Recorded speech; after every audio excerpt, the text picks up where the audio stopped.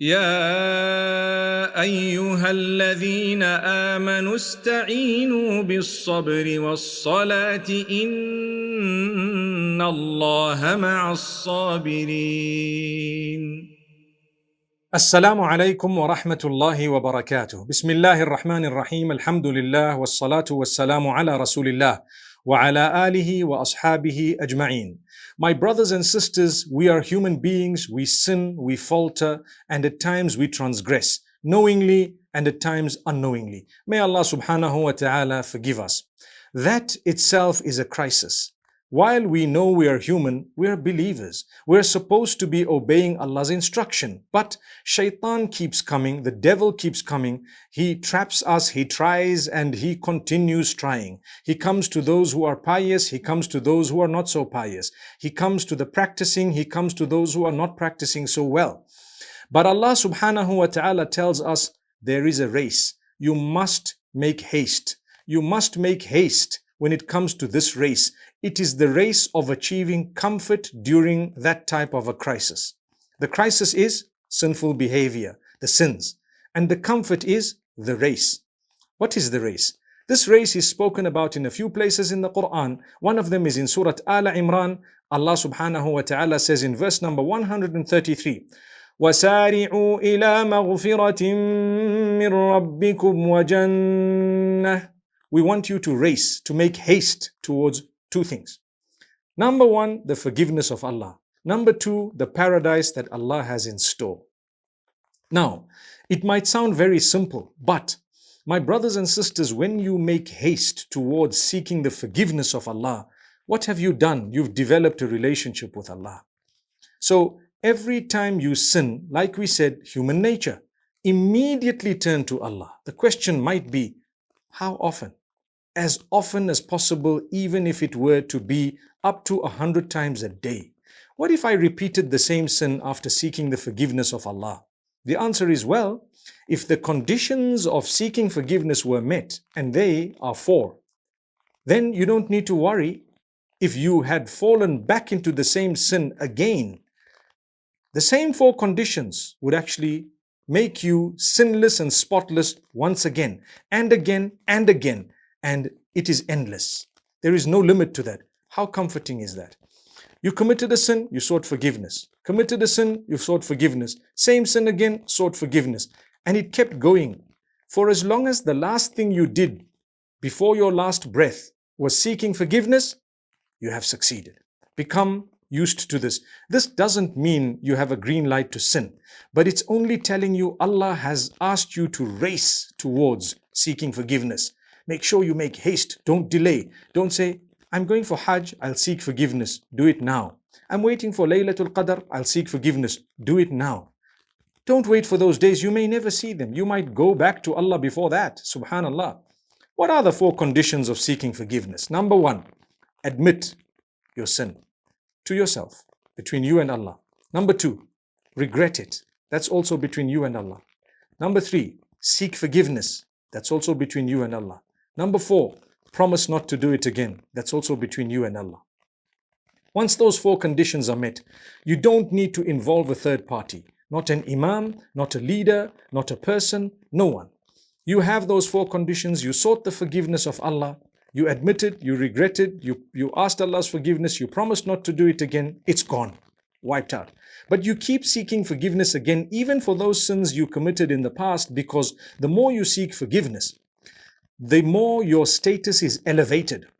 You are given greater rank by Allah subhanahu wa ta'ala. So Allah says, make haste towards seeking forgiveness from your Lord and paradise. Make haste towards paradise. That paradise that has been prepared for those who develop the correct relationship with Allah. أُعِدَّتْ لِلْمُتَّقِينَ. It has been prepared for the muttaqeen. Those who are conscious of Allah, they've developed the correct relationship with Allah. Who has developed the correct relationship with Allah? We always say, oh, the muttaqeen, the taqwa, etc. And I told you, I prefer the translation, those who've developed the correct relationship with Allah. So in verse number 134 of Surah Al Imran, Allah tells us who they are. الذين ينفقون في السراء والضراء. Those who spend during difficult times. It's hard for you to spend, but you're spending. We have a crisis across the globe. People have lost jobs. My business is down, but I still have. So I'm spending from that which Allah gave me. You're developing a correct relationship with Allah. Spending on who? On others. Starting with your family members. Many wealthy people are quite stingy. Sorry to use the word, but they are sometimes. They have a lot, but their own families are struggling because they don't spend on necessity. My brothers and sisters, create comfort, because that is a crisis. And you know what? If you can help, Allah will help you in other ways. So those who spend during difficult days on those whom they're supposed to be spending on, including the needy, and those who spend during days of ease. Actually, the ease is mentioned before the difficulty, but still, either way. Now, something very important is mentioned immediately after that. Two qualities that will bring about so much of comfort in any crisis that is amazing. Mentioned in this verse, number 134 of Surah Al Imran. Allah's already said, those who develop the correct relationship with me, they are the ones who spend during days of ease and during times of hardship. They are spending. They are used to spending on others. What you got will only be written as a reward when you've spent it. You kept it to yourself, it's not written as a reward. As soon as you die, it goes to someone else. But if you've spent it, it's written next to your name, good deed or bad, depending on how you spent it. So my brothers and sisters, then Allah says, it's not good enough to only spend. Some people spend, but then they are arrogant. They are boastful. They brag.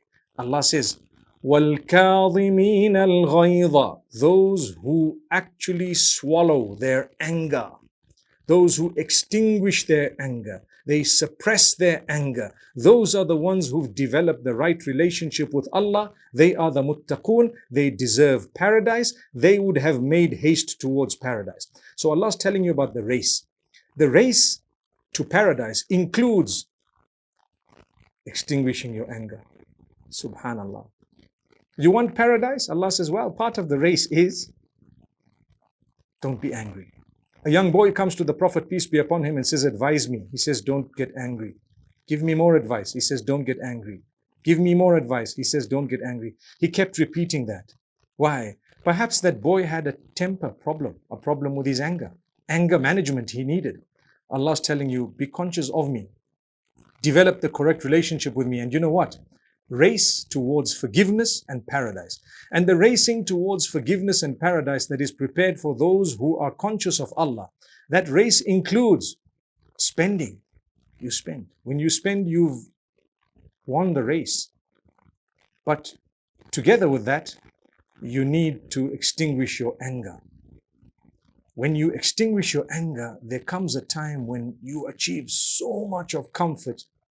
You cannot describe it. It is so comforting. You could have vented it and you just didn't. So what? Subhanallah, you are the more powerful person. لَيْسَ الشَّدِيدُ بِالصُّرَاعَةِ إِنَّمَا الشَّدِيدُ الَّذِي يَمْلِكُ نَفْسَهُ عِنْدَ الْغَضَبِ. The Prophet, peace be upon him, says, a powerful person is not he who can out-wrestle others. A powerful person is the one who can extinguish his anger when he's angry. Subhanallah, can you do that? Well, then you achieve a lot of comfort. You protect yourself from many crises. And look at this. The last part of that verse, Allah says, وَالْعَافِينَ عَنِ النَّاسِ. Subhanallah. Part of the race, part of developing your relationship with Allah and earning paradise and winning the race is to forgive people. Learn to forgive others. It's hard. It's very hard sometimes. Let go. Let go. Try and develop that habit. You'll be smiling all the time. You know there are people who did wrong to you, but you say, oh Allah, I'm going to stay away from them, but I've forgiven them. You see, a mistake we make, my brothers and sisters, when we say forgive someone, we expect them to embrace and go back to what the life used to be like before, whereas that's not a condition of forgiveness all the time. It depends who you're forgiving and what they did. If it was really bad and you've forgiven them and they haven't changed in their ways and habits, you are not wrong to stay away from them to protect yourself from further crises. So to remain within comfort in the crisis, I've kept a distance, because every time I go back to the brother or the sister, it pains me to be back in the same crisis. So I've forgiven them, but it doesn't mean I have to embrace them. Forgiveness is one level. To forgive and to embrace is a noble level, but it's another level. It also depends who the other party is.